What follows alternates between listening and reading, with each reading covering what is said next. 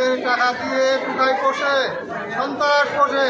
এইসব সন্ত্রাসীরা আমাদের চরাঞ্চলে ঢুকে তারা আক্রমণ করে। তার প্রতিবাদ করেছে আমাদের এই রনি, তার জন্য তাকে হত্যা করা হয়েছে। আর তার বউ বাচ্চা আর কি খাবে, আর তার বউ বাচ্চার পাশে কে দাঁড়াবে?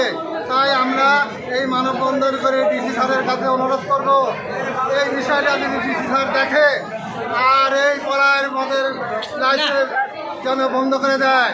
বাতিল করতে হবে, আমার রানীর বিচার করতে হবে, তার আসামিদের গ্রেপ্তার করতে হবে, আমাদের মানুষদের নিরাপত্তা দিতে হবে, আমাদের চরের মানুষদের নিরাপত্তা দিতে হবে।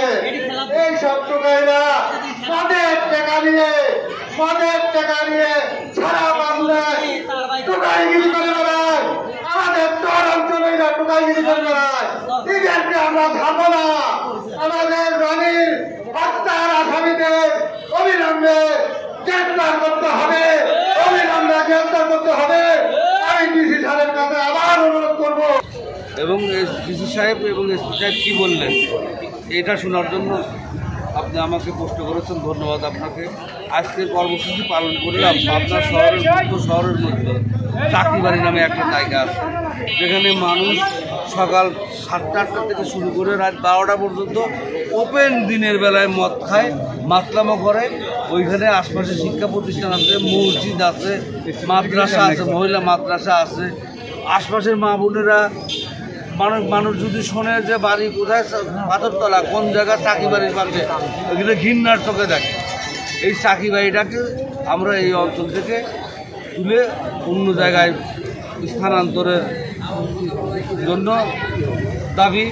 আর উনি হচ্ছে জেলা আওয়ামী লীগের সাংস্কৃতিক বিষয়ক আওয়ামী লীগের দোসর, ফ্যাসিস্ট হাসিনার একদম দোসর। ওনাকে আমরা এই চাকরিবাড়ির ব্যবসা আমরা এখানে করতে দেবো।